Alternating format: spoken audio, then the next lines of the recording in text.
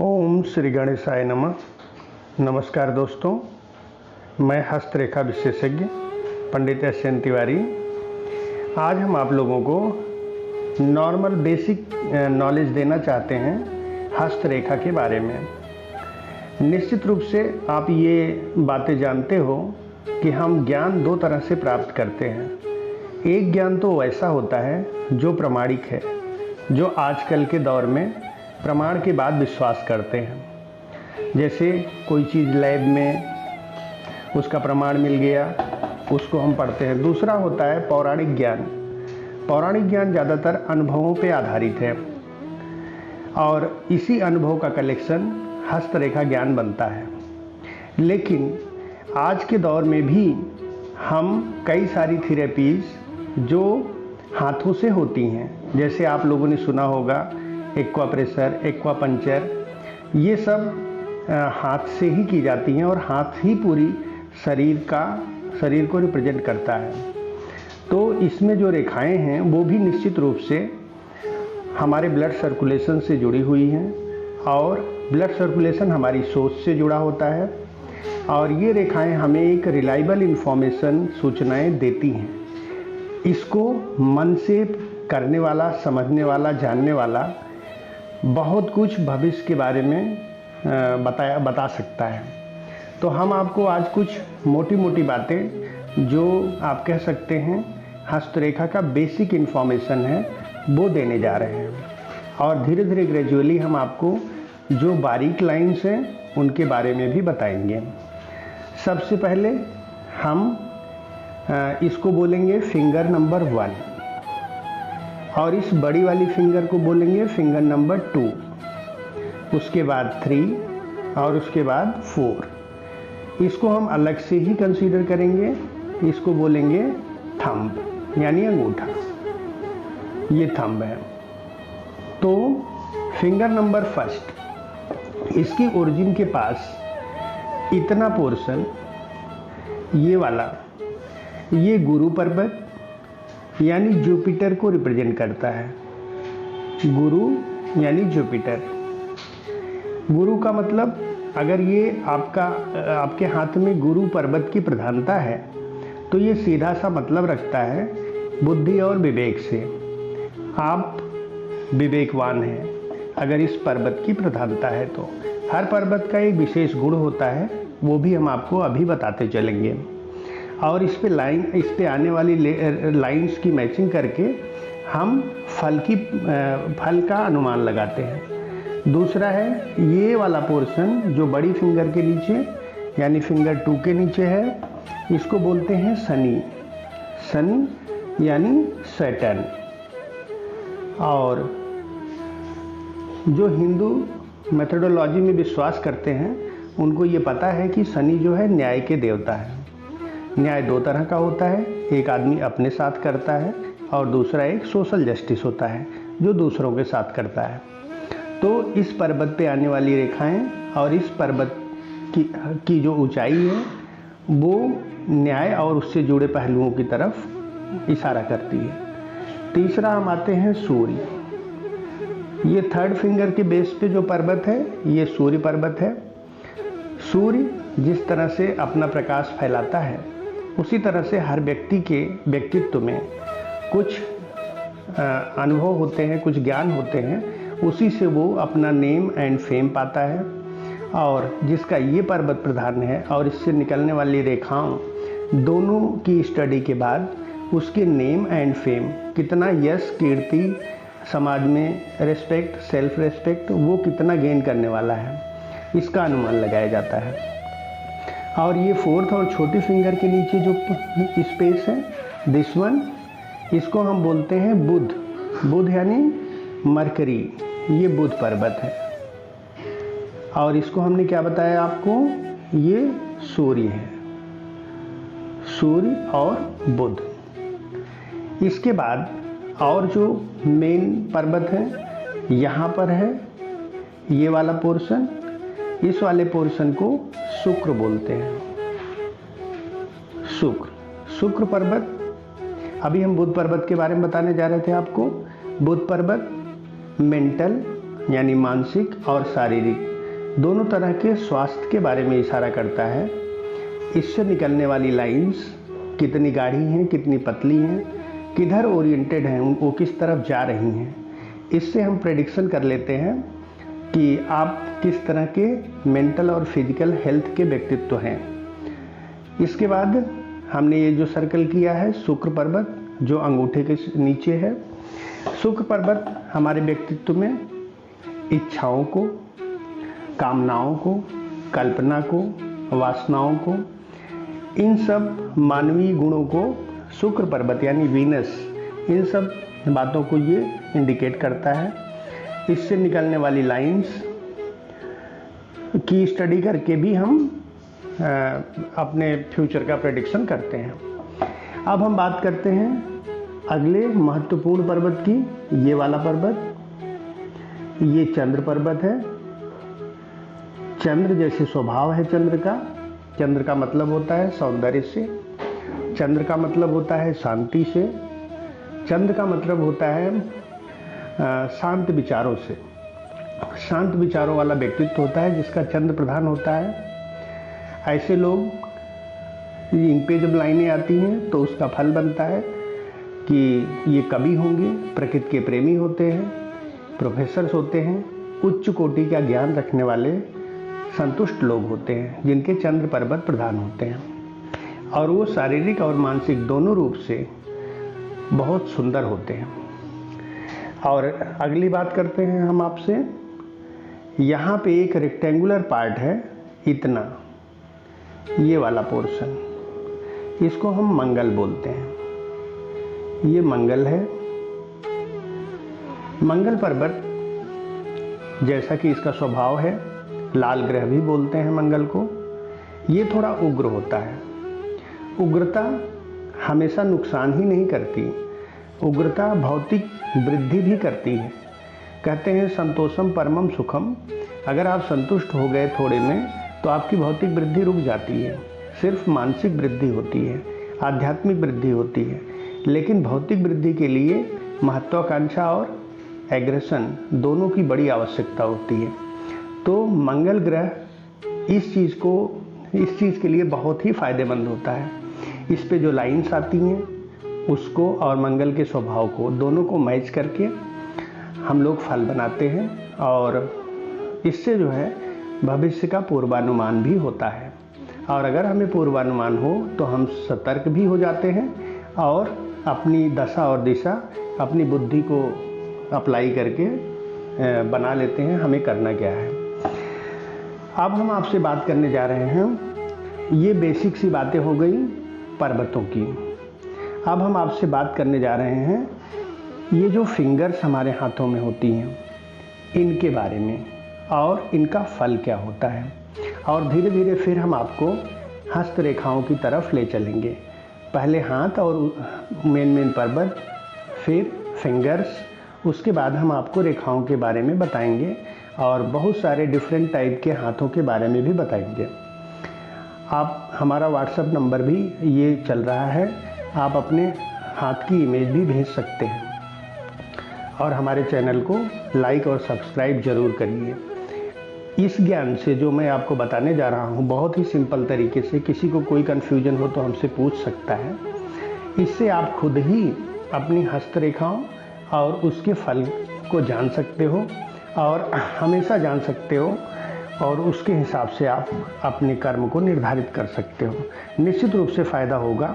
100% तो मैं नहीं कह सकता क्योंकि ये पौराणिक ज्ञान है, अनुभवों पे आधारित है, और कुछ लोगों ने अपने अनुभवों से इसमें करेक्शंस भी किए हैं और पर्सन टू पर्सन, लेकिन बेसिक जो नॉलेज है वो नहीं कभी भी बदलता है। जैसे पर्वतों का ज्ञान है, किसी भी हस्तरेखा विशेषज्ञ से सुनेंगे वो सारी लोकेशंस, पोजीशंस एक होती हैं। सिर्फ फाइन जो लाइंस होती हैं, बहुत बारीक रेखाएं हैं, उनमें अपने अपने अनुभवों का इस्तेमाल करते हैं। तो हम आपसे बात करने जा रहे हैं फिंगर्स के बारे में और थंब के। फिंगर्स और थम्स के बारे में बात करेंगे। फिंगर नंबर 1, जैसा हमने आपको पहले बताया था, ये फिंगर नंबर 1 इसको कंसीडर किया जाएगा। ये गुरु पर्वत से इसकी ओरिजिन है फिंगर की। अगर ये फिंगर इस सेकंड फिंगर के लगभग बराबर जा रही है, स्ट्रेट है, और जैसा इस हाथ में है स्ट्रेट है और इस सेकंड फिंगर के लगभग बराबर जा रही है, तो ऐसे व्यक्ति बहुत ही अच्छे डिक्टेटर होते हैं, मतलब बहुत ही प्रीडोमिनेट नेचर के होते हैं। वो दूसरों पे हमेशा हावी रहने की कोशिश करते हैं। स्ट्रेट है, मैंने क्या बताया, स्ट्रेट है और इस फिंगर के अप्रॉक्सीमेटली लगभग बराबर है। जैसे इस हाथ में थोड़ी सी और बड़ी होती तो ऐसा पर्सन निश्चित रूप से डिक्टेटरशिप की तरफ जाता, हमेशा अपने व्यक्तित्व को हावी रखता। दूसरा, इसकी अच्छी हाइट की तरफ इशारा होता है। अगर ये अच्छी हाइट की है तो ऐसे लोग नियम बनाते हैं, कानून बनाते हैं जैसे, और अगर इसकी लंबाई बहुत अच्छी है तो ऐसे लोग बड़े महत्वाकांक्षी होते हैं। आप अपने सराउंडिंग में जो लोग मिलें उनको देख के इस तरह का अनुमान लगा सकते हैं। कोई अच्छा डॉक्टर हुआ, कोई अच्छा वकील हुआ, कोई अच्छा नेता हुआ, उन सब का देखेंगे तो अप्रॉक्सीमेटली ये फिंगर की लंबाई ज़्यादा होगी और ये स्ट्रेट होगी। इसका इतना इम्पोर्टेंस हम क्यों बता रहे हैं, क्योंकि ये गुरु पर्वत से निकलने वाली फिंगर है और गुरु के लिए पहले ही बता दिया था, ये बुद्धि, विवेक, अनुभव, इन चीज़ों को लेके चलता है और इस फिंगर की हाइट इन्हीं गुणों को प्रदर्शित करती है और यही गुण जो है महत्वाकांक्षी बनाते हैं, डोमिनेट बनाते हैं, लॉ गिवर बनाते हैं, नियम कानून बनाने वाला हो सकता है। ठीक है। और दूसरी बात, ये पॉइंट नंबर 1 हो गया जो कि बहुत अच्छा था। ठीक है। और अगर ये फिंगर थोड़ी सी टेढ़ी है तो जो हमने आपको ऊपर गुण बताए हैं उनमें विकार आते हैं। ठीक। अगर टेढ़ी फिंगर और लंबी भी है तो ऐसे लोग बहुत महत्वाकांक्षी होते हैं और किसी न किसी तरीके से आपके साथ जुड़ेंगे और आपके सारे रहस्यों को जान के फिर आपके साथ वो व्यवहार करेंगे। अगर आप अपना कोई इस तरह का इम्प्लाई रखते हो तो उससे बहुत सावधान रहने की ज़रूरत है। क्यों? क्योंकि वो आपके सीक्रेट्स जान के और अपनी महत्वाकांक्षा, अपने एम्बिशन को आयाम देगा, नया रूप देगा और एक दिन आपसे डिटैच होके आपके पैरेलल खड़ा हो जाएगा। तो ये इशारा हो रहा है जो मैं बता रहा था आपको कि आप इस तरह से अपने सराउंडिंग में जो लोग जुड़े हैं उनसे थोड़ा सतर्क भी रह सकते हैं, सावधान भी रह सकते हैं। हम बात करते हैं इस फिंगर नंबर 2 की। इसकी ओरिजिन कहाँ से है? इसकी ओरिजिन शनि पर्वत से है। ठीक है बेटा। अगर ये स्ट्रेट है और वेल शेप्ड है, जैसा इस हाथ में है, स्ट्रेट है और वेल शेप्ड है, तो ऐसे लोग बड़े ही गंभीर स्वभाव के धनी होते हैं। उनसे आप हल्का फुल्का मजाक नहीं कर सकते। उनसे आप स्ट्रेट बातें करेंगे। सटीक विश्लेषण करने वाले लोग होते हैं। परिस्थितियों का अध्ययन बहुत बारीकी से करते हैं। थोड़ा अंतर्मुखी होते हैं। अंतर्मुखी इसलिए होते हैं क्योंकि वो अपने अंदर विश्लेषण करते रहते हैं, अपनी सराउंडिंग्स की, अपनी सर्कमस्टांसेस की, सबकी स्टडी करके ये लोग बहुत अच्छे थॉटफुल पर्सन्स होते हैं। अगर ये फिंगर, ये वाली जो शनि पर्वत से 2nd फिंगर निकली है, अगर ये थोड़ी सी झुकी हुई है, किधर? या तो गुरु की तरफ या तो सूर्य की तरफ। ये हमने क्या बताया था? गुरु। और ये क्या बताया था? सूर्य। अगर ये फिंगर गुरु की तरफ या सूर्य की तरफ, दोनों लगभग एक ही समझिए, गुरु और सूर्य दोनों अच्छे प्लैनेट्स होते हैं, किसी तरफ झुकी हुई है, तो ऐसे पर्सन्स बहुत रिगार्डफुल होते हैं, दूसरे का सम्मान करते हैं और जिसको हिंदी में, शुद्ध हिंदी में बोलेंगे, ये लोग कृतज्ञ होते हैं।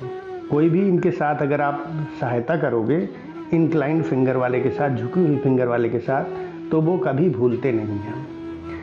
अब तीसरी बात, अगर ये फिंगर थोड़ी सी टेढ़ी है, टेढ़ी का मतलब ये बीच में से, आपको टेढ़ा तो खुद ही पता चल जाएगा, जैसे ये स्ट्रेट है और बीच में थोड़ी सी टेढ़ी है, तो ऐसे पर्सन्स के ऊपर जल्दी किसी का कंट्रोल नहीं होता, ये अनकंट्रोल्ड रहते हैं। और ये इसी वजह से, अपने इस स्वभाव की वजह से ये बहुत परेशानियों का सामना भी करते हैं, और वो परेशानियां उनकी खुद की क्रिएट की हुई होती हैं। और ये हमेशा अपनी पोजीशंस को लेके झूठ भी बोलते रहते हैं। और ये जिसके अंडर में रहते हैं, जिसके अंदर काम करते हैं, या परिवार के जिस मुखिया के अंडर में काम रहते हैं, वो इनसे बड़ा दुखी रहते हैं।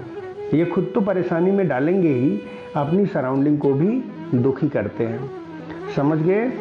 अब हम बात करते हैं तीसरी फिंगर की, जिसकी ओरिजिन सूर्य पर्वत से है। तो हमने आपको अभी तक क्या बताया? स्ट्रेट फिंगर, सीधी फिंगर हो, दूसरी क्रुक्ड हो यानी टेढ़ी मेढ़ी हो, तीसरी हाइट में कम हो। ठीक, अगर इन तीनों के हिसाब से आप फिंगर्स और पर्वतों को जोड़ के, जैसे मैं बता रहा हूँ, वैसे आप पूर्वानुमान लगा सकते हैं। अगर ये फिंगर लंबी है, लंबी कहने का मतलब इस वाली सेकेंड फिंगर के नाखूनों से ऊपर जा रही है, जहाँ से नाखूनों की ओरिजिन है उससे ऊपर जा रही है, तब ऐसे लोग एक्स्ट्रा ऑर्डिनरी को हम कह सकते हैं असामान्य रूप से ग्लोरी की तरफ जाते हैं। Glory means name and fame, यश कीर्ति की तरफ जाते हैं। अगर ये फिंगर बड़ी है, सूर्य पर्वत से निकली है, मैंने पहले ही बताया सूर्य किसके लिए होता है? यश कीर्ति के लिए। और ये फिंगर अगर लंबी है, आगे तक जा रही है, इस नाखूनों के ऊपर तक जा रही है, तो ऐसे लोग बहुत ही एक्स्ट्रा ऑर्डिनरी होते हैं और इनको बहुत ऊंचाइयां पसंद होती हैं, इनको यश कीर्ति बहुत मिलती है। ये सेलिब्रिटी होते हैं, जैसे सेलिब्रिटी का मतलब इनको सब जानते हैं। पॉलिटिशियन के पास अगर ऐसा है तो वो बहुत आगे जाता है, और इसको, ऐसे लोगों को सभी लोग लाइक करते हैं। ये किसी भी पॉलिटिशियन के लिए, किसी भी ओरेटर के लिए, प्रवक्ता के लिए, किसी प्रीचर के लिए, अगर ये फिंगर की हाइट असामान्य रूप से ज़्यादा है तो ये बहुत ही सेलिब्रिटी बना देती है। क्यों? क्योंकि एक्स्ट्रा ऑर्डिनरी यश और कीर्ति सेलिब्रिटी के पीछे ही जुड़ी होती है। अब दूसरी बात करते हैं, अगर ये फिंगर टेढ़ी है या टेढ़ी के साथ साथ लंबी है, टेढ़ी भी है लंबी भी है, तो टेढ़े का मतलब एग्रेसिव बताया, तीव्र बताया। अब ये ऐसे लोग भी सेलिब्रिटी होते हैं, टेढ़ी भी है और लंबी भी है, ऐसे भी सेलिब्रिटी होते हैं, लेकिन वो बहुत जल्दी से उस पोजीशन को पा लेना चाहते हैं। ऐसे में थोड़ी बहुत वो मिस्टेक्स कर देते हैं। कुछ लोग तो बहुत जल्दी पा भी जाते हैं, लेकिन वो पोजीशन वो काफ़ी समय तक मेंटेन नहीं कर पाते। और ऐसे लोग जिनकी टेढ़ी और बड़ी है, तो ये लोग पैसे तो बहुत खर्च करना चाहते हैं। इनका मतलब मनी खर्च करने में बड़े शौकीन होते हैं, और ये शो भी करते हैं, बंतु स्वभाव के भी हो जाते हैं, और ज़्यादातर ये अच्छे जुआड़ी होते हैं, गैम्बलिंग में भी विश्वास करते हैं अगर टेढ़ी और बड़ी है। तीसरा पॉइंट, अगर ये फिंगर छोटी है तो ये जो हमने ऊपर बताया, धीरे धीरे उसमें आप कमी करते जाइए, और काफ़ी छोटी है तो वो सामान्य रूप से जीवन जीता है, अपने सराउंडिंग में थोड़ा बहुत यश कीर्ति सम्मान उसको मिलता रहता है। अब हम बात करते हैं फोर्थ फिंगर की। इसकी ओरिजिन कहाँ से है? बुध पर्वत से। और बुध पर्वत किसके लिए रिस्पॉन्सिबल होता है? निश्चित रूप से अभी बताया था, सेहत के लिए रिस्पॉन्सिबल होता है, आपके स्वास्थ्य के लिए रिस्पॉन्सिबल होता है। मानसिक स्वास्थ्य और शारीरिक स्वास्थ्य दोनों, जब स्वास्थ्य बोलेंगे तो आप दोनों ही समझना। ऐसे लोग बहुत अच्छा बोलना जानते हैं अगर इनकी फिंगर बड़ी साइज की है। बड़ी का मतलब यहाँ इस पॉइंट्स के ऊपर जा रही हो, ये जो जॉइंट है इसके ऊपर जा रही हो। ऐसे लोग बहुत अच्छे बोलने वाले होते हैं, कई भाषाओं का ज्ञान रखते हैं और रखना चाहते हैं, लेकिन साथ साथ इनको सुनने में भी बहुत मज़ा आता है। कई भाषाओं के ज्ञान होते हैं, बड़े अच्छे प्रवक्ता होते हैं, इनकी स्पीच लोग मंत्रमुग्ध होकर सुनते हैं। और यही एक स्वभाव है कि ये थोड़ा सा लेजी होते हैं और सोने में मज़ा आता है इनको। अगर ये फिंगर छोटी है तो जो हमने ऊपर बताया आपको, ऐसे लोग जो ऊपर बताया, हमने क्या बताया, बड़े अच्छे प्रवक्ता होते हैं, बड़े अच्छे ओरेटर होते हैं। तो आप अगर ये फिंगर छोटी है तो इसी चीज़ को कम कर दीजिए, उसका उल्टा कर दीजिए, ठीक। लेकिन छोटी फिंगर वाले बोल तो नहीं सकते अच्छा, लेकिन वो अच्छा लिखते हैं, पर्दे के पीछे स्क्रिप्ट में बहुत अच्छा काम करते हैं, अच्छे राइटर होते हैं। अपने आप को रिप्रेजेंट नहीं कर पाते लेकिन बहुत अच्छे राइटर होते हैं। और अगर ये फिंगर इतनी छोटी है, यहाँ तक आ जाती है, तो ऐसी कंडीशन में चीज़ें उलट जाती हैं।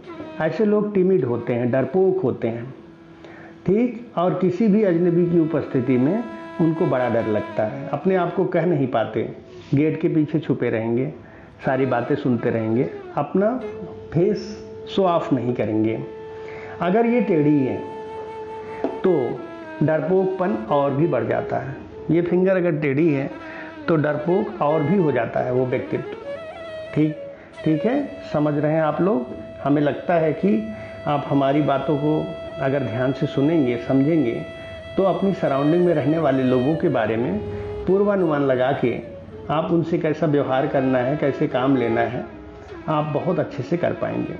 अगर ये फोर्थ फिंगर लंबी भी है और टेढ़ी भी है, तब क्या होगा? ऐसे लोग बहुत अच्छे कहानीकार होते हैं और इन कहानियों में झूठ मूठ इमेजिनेशन होता है और ये लोग झूठे होते हैं, झूठ बोलने में इनको बड़ा मज़ा आता है, ठीक है। तो हमने इन चारों फिंगर्स के बारे में बताया आपको। अगर पहली और तीसरी फिंगर दोनों इक्वल हैं तो ऐसा व्यक्तित्व बैलेंस माइंड का होता है।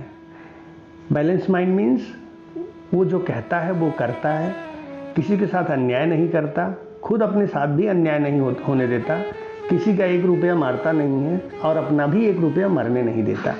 इसी को कहते हैं बैलेंस थॉट। बैलेंस थॉट का सीधा मतलब जो मैं मानता हूँ, मैं ऐसा मानता हूँ कि जो चीज़ मेरे साथ अच्छी है वो मेरे सबके साथ अच्छी होगी, जो मेरे साथ बुरा हो रहा है वो सबके साथ बुरा होगा।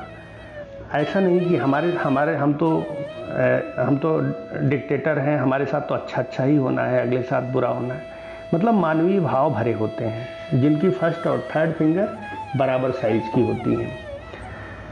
इसके बाद हम आपसे बात करेंगे, अगर अंगुलियां फिंगर्स बहुत कोमल हैं अपने जोड़ों पर और हथेली जो है पीछे की तरफ जा रही है, तब ऐसे ब्रेन बहुत क्लेवर होते हैं, बहुत चालाक होते हैं और किसी न किसी तरीके से अपने काम को पूरा करवा लेते हैं। ओके, अब बचता है हमारा थंब। थंब के बारे में हम आपको नेक्स्ट वीडियो में शेयर करेंगे, क्योंकि थंब हमारे पूरे ब्रेन को रिप्रेजेंट करता है। ये